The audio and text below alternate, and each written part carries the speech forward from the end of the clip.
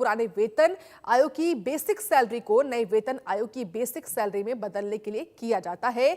वही सवाल यह भी कि 8वें वेतन आयोग लागू होने के बाद देश को फायदा होगा या अर्थव्यवस्था पर बोझ बढ़ेगा, ये बड़ा सवाल है। और यही सवाल आज हम उठा भी रहे, किस तरीके से जब 8वें वेतन आयोग को लागू किया जाएगा अगले साल में तो किस तरीके से बदलाव होगा, कितनी सैलरी बढ़ेगी, महंगाई भत्ता कितना मिलेगा, क्या बदलाव होगा, ये बड़ा सवाल है।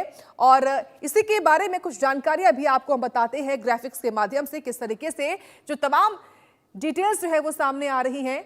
महंगाई भत्ते में क्या बदलाव होगा, क्या जानकारियां हैं, वो आपके सामने है आपकी टीवी स्क्रीन पर। देखिए, 8वां वेतन आयोग कब से लागू होगा? 3 नवंबर 2025 को बताइए सरकार ने 8वें वेतन आयोग के टर्म्स ऑफ रेफरेंस को मंजूरी दी थी।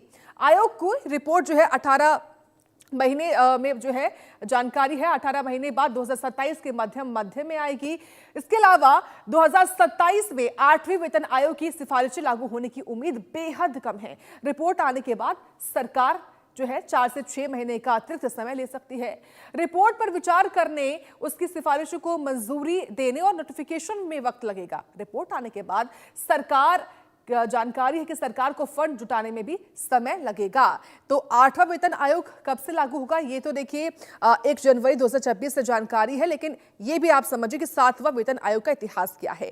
जून 2016 में जो है ये लागू किया गया था। भुगतान 1 जनवरी 2016 से हुआ। एरियर का भुगतान सरकार ने किया, ये भी आपको समझना होगा। साथ ही साथ अगस्त 2008 में लागू हुआ था 6वां वेतन आयोग। इसके अलावा भुगतान 1 जनवरी 2006 से हुआ था।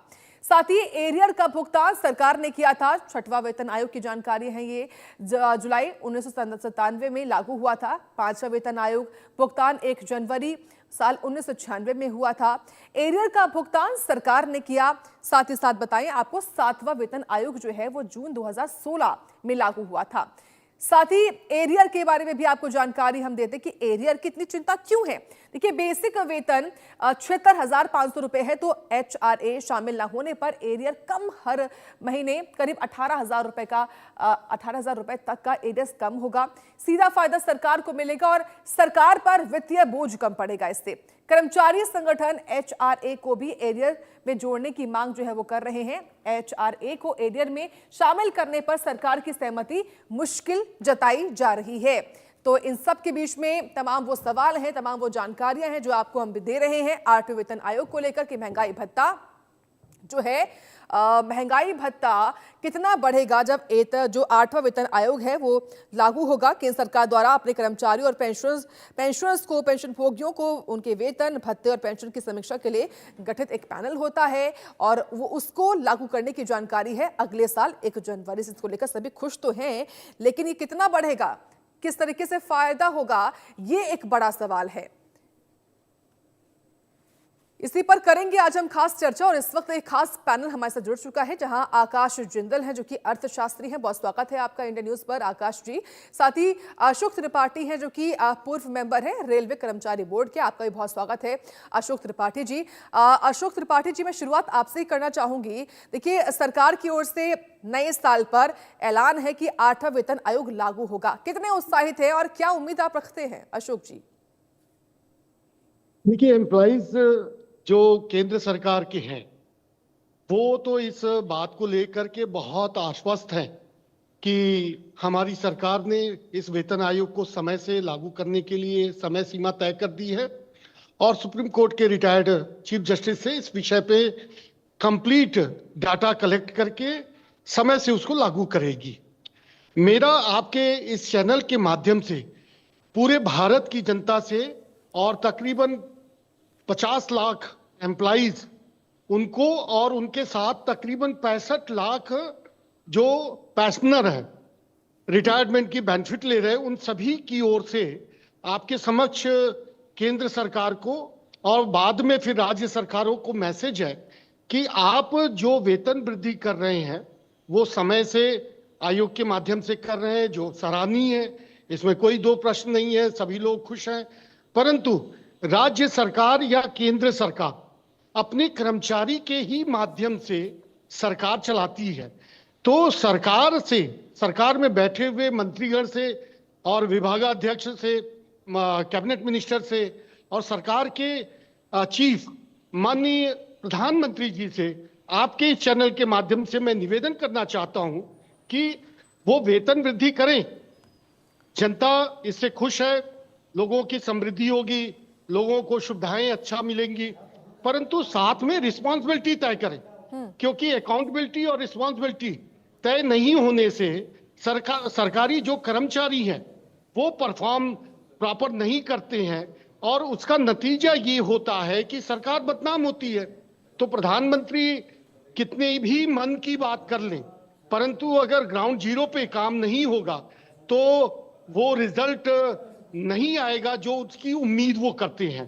तो मैं आशा करता हूं कि अकाउंटेबिलिटी और रिस्पॉन्सिबिलिटी सरकारी कर्मचारियों का टाइम बाउंडेशन के साथ इस वृद्धि में एक पॉइंट जरूर डालना चाहिए सरकार को, ताकि वो बेस्ट परफॉर्म करें और उनकी सुविधा में वृद्धि हो। इससे आम जनता खुश होगी।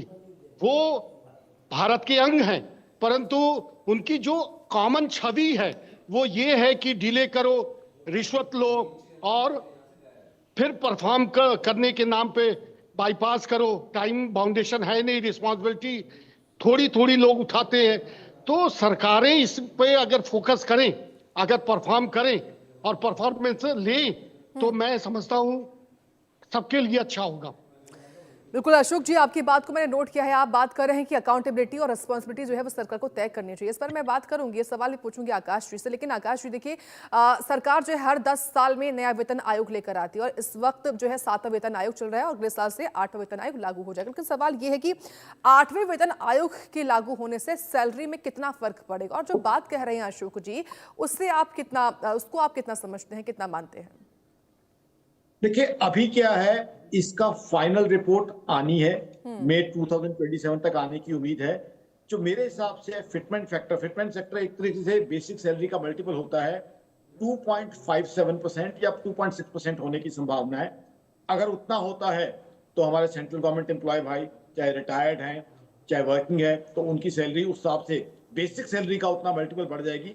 और दूसरा इसमें यह है कि अगर ये 2027 में भी अप्रैल मई तक भी रिपोर्ट आती है, तो इसमें जो इंप्लीमेंटेशन डेट है, इफेक्टिव डेट, मेरी ऑर्गेनाइजेशन आकाशमंडल.in का ये मानना है और ये रिक्वेस्ट भी सरकार से 1 जनवरी 2026 की होनी चाहिए, ताकि हमारे जो गवर्नमेंट एम्प्लॉय भाई हैं उनको किसी तरह की दिक्कत ना हो।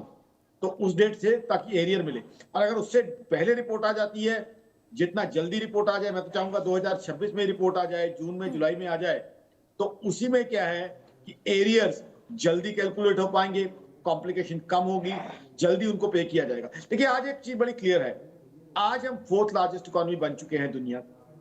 आज हमारी जीडीपी ग्रोथ पिछले क्वार्टर में 8.2% है, जो दुनिया की बड़ी इकोनॉमीज के मुकाबले में फास्टेस्ट है। चाहे अमेरिका है, चाइना है, जर्मनी है, तीनों इकोनॉमी जो हमसे बड़ी हैं उनसे कहीं ज्यादा तेजी से हम ग्रो कर रहे हैं। तो मेरे हिसाब से हमारे जो सेंट्रल गवर्नमेंट एम्प्लॉयज हैं उनका बहुत बड़ा रोल है इसमें, बहुत बड़ा कॉन्ट्रीब्यूशन है, तो उनको रिवॉर्ड करना ही चाहिए, क्योंकि इकोनॉमी की पॉलिसीज सरकारें बनाती है। हमारी आज के जो है प्रधानमंत्री नरेंद्र मोदी साहब की सरकार बहुत ही बढ़िया काम कर रही है, एक्सीलेंट काम कर रही है, बट इंप्लीमेंटेशन तो इसकी सेंट्रल गवर्नमेंट एम्प्लॉयज ही करते हैं। तो कहीं ना कहीं जो 4th लार्जेस्ट इकोनॉमी हम बने हैं, दुनिया की फास्टेस्ट ग्रोइंग इकोनॉमी हम बने बड़ी इकोनॉमीज में, उसमें हमारे जो सेंट्रल गवर्नमेंट एम्प्लॉय भाई हैं उनका काफी योगदान है, क्योंकि इंप्लीमेंटेशन तो उन्होंने किया ना पॉलिसीज तक, तो उनको इनका रिवॉर्ड मिलना चाहिए, उनको इसका फायदा मिलना चाहिए। और दूसरा देखिए, आप ये जो फिटमेंट फैक्टर है इसमें दो चीजें आ जाती हैं, एक तो इन्फ्लेशन, महंगाई कितनी बढ़ी है क्योंकि 10 साल का वक्त गुजर गया। दूसरा साथ ही साथ ये होता है कि इनके सैलरीज आज के वक्त के हिसाब से हो। अब कई बार क्या होता है, मान लीजिए कोई सेक्रेटरी साहब है, शायद उनकी सैलरी 2.5 या 3 लाख रुपए, 3 लाख रुपए। अब प्राइवेट सेक्टर में ऐसा भी होता है, कोई यंग एमबीए ज्वाइन करता है, उसको जो है 1 करोड़ का पैकेज मिल जाता है। प्राइवेट सेक्टर में एमबीए को 1 करोड़ का पैकेज मिल रहा है। मैं बिल्कुल वो जो डिजर्व करते हैं वो डिजर्व करते हैं, उनमें टैलेंट है इसलिए उनको 1 करोड़ का मिलता है, जिसको भी मिलता है। बट साथ ही साथ जो सेक्रेटरी साहब, इतना जिनके ऊपर प्रेशर है, इतना कुछ देखना है, क्या उनको 2.5 लाख, 3 लाख या 3.25 लाख ही मिलनी चाहिए? उनकी सैलरी नहीं बढ़नी चाहिए? तो मेरे हिसाब से सेंट्रल गवर्नमेंट एम्प्लॉयज की सैलरी बढ़नी चाहिए, क्योंकि प्राइवेट सेक्टर में सैलरी ज्यादा है। प्राइवेट सेक्टर में एक यंग एमबीए को, एक यंग जो है इंजीनियर को 1 करोड़ का पैकेज मिलता है तो अच्छी बात है, वो डिजर्व करता है, उसका टैलेंट है, he should get it. But government employees को भी जो है अच्छी सैलरी मिलनी चाहिए ताकि वो देश हित में काम करे। क्योंकि आप एक joint secretary, special secretary, secretary के लेवल पे कितना उनके ऊपर प्रेशर होता है, कितनी उन्होंने बड़ी टीम संभालनी है, शायद 15,000, 20,000, 25,000 लोगों की टीम उन्होंने संभालनी है। ठीक है। तो वो है, उन्हें देखना पड़ता है। तो आई थिंक ये बढ़नी चाहिए जल्दी। इसको जो है, अभी क्या है, अभी तक जो है ये गवर्नमेंट ने अनाउंस किया है पे कमीशन, अभी इसकी रिकमेंडेशंस जल्दी आए। मैं चाहूंगा फिटमेंट फैक्टर अच्छा और बिल्कुल जल्दी से आकाश जी जल्दी- और अशोक जी, देखिए जो तमाम महत्वपूर्ण बातें आपने कही हैं 8वें वेतन आयोग पर, ये बहुत महत्वपूर्ण है और उम्मीद है कि आपकी उम्मीदों पर भी सरकार खरी उतरे। फिलहाल आप दोनों का बहुत धन्यवाद, क्योंकि वक्त की थोड़ी कमी है, इसलिए धन्यवाद आपका जुड़ने के लिए। और इस वक्त आपको ले चलते सीधे झारखंड, जहां पर मुख्यमंत्री हेमंत सोरेन संबोधित कर रहे हैं और नियुक्ति पत्र बांटने का जो खास कुमारी कार्यक्रम जुड़ा हुआ है, वो इस नीलम वक्त चल रहा है। पहाड़िया, सहायक प्रशाखा पदाधिकारी, मंच पर। माननीय मुख्यमंत्री महोदय के कर कमलों से, अतिथिगणों के कर कमलों से नियुक्ति पत्र प्रदान किया जा रहा है आपको।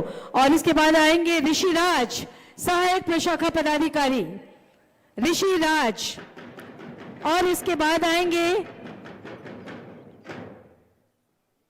ऋषि राज। आपको प्रदान किया जा रहा है कार्मिक प्रशासनिक सुधार तथा राजभाषा विभाग हेतु नियुक्ति पत्र। और अब कल्याण विभाग हेतु नियुक्ति पत्र प्रदान किया जा रहा है नैना मिंज, प्रखंड कल्याण पदाधिकारी नैना मिंज। कल्याण विभाग में सहायक प्रखंड कल्याण